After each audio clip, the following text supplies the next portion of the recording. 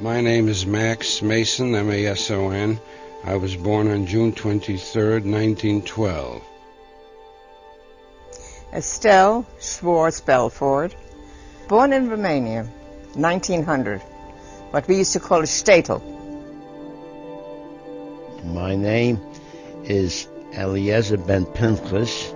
I was born in Warsaw on June 18th, 1914. Miriam Brecher, B-R-E-C-H-E-R. It's October 1st, 1902. My full name is Saul Schweisberg, no middle name. The Russian war was going badly.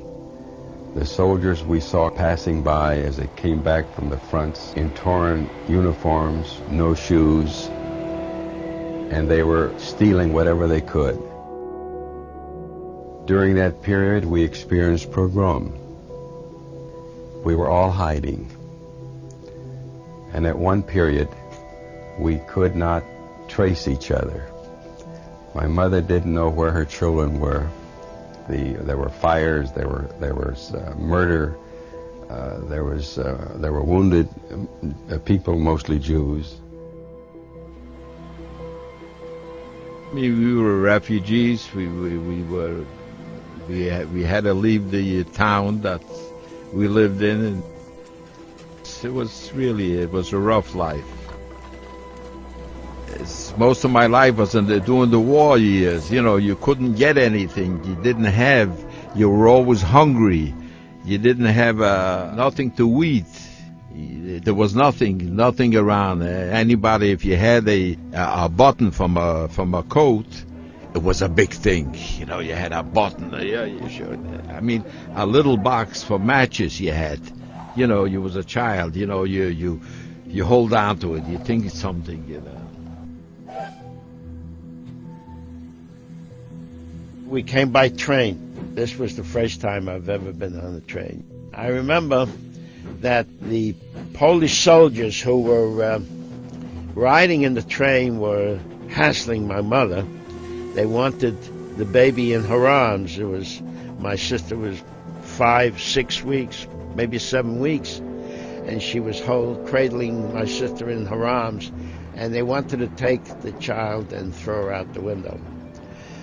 So she pleaded and begged and cried, and finally she took off her marriage ring, gold marriage ring, and gave it to them, and they took it and left her alone. That was our train ride from Poland into Danzig. And from Danzig we went by train to Antwerp in Belgium. In Antwerp we were supposed to wait about 2 weeks for the boat to arrive, and in Antwerp we stayed, I don't remember, I think it was in a hotel someplace. A lot of people were there waiting for the boat. I was very much impressed with the city of Antwerp. It's clean, orderly, and it's a life of city and country. On Sunday, the women were dressed beautifully, but they would wear house slippers to go to the park to listen to the music. The happy day arrived, and we were going on the boat. We went steerage. I remember taking us downstairs. The food was very bad, and the accommodations, of course, they couldn't take a bath or anything like that. The odor was awful. People didn't even talk to each other. They were so miserable.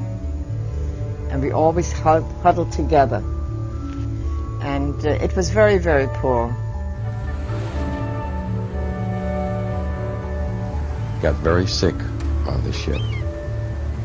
And I remember so many people in different uniforms and different ethnic clothes staying alongside the railing and doing their bit.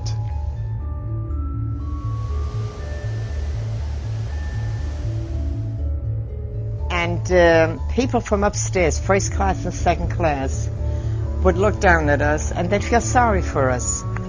And many times they would throw down an orange or apples or some food, and the children would all stand by and we'd stand there. I remember stand there, this one would catch this and this one would catch that, and you were lucky enough to get something. And of course, being that my mother was sick, it was an orange, so we'd bring it into her. It was just a long, hideous journey. It was about almost 2 weeks. Very, very hard, very trying.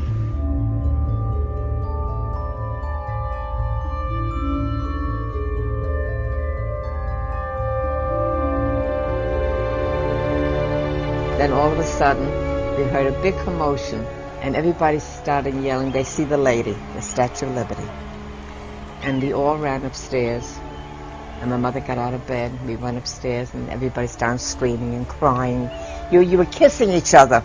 People that you didn't even know before, that were alongside you and you never paid any attention. Everybody was so excited that you see America.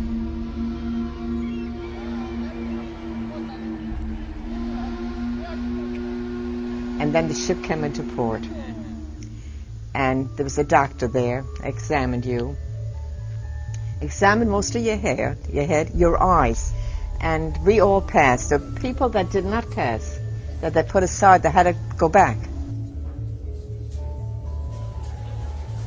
At Ellis Island, it was a very big room. You were always with a lot of people. By that time, you were used to having people with you. And everybody was pushing and, shoving. Finally, we got out of that building and looking around. I remember my mother saying, so this is America. Wonderful. At these big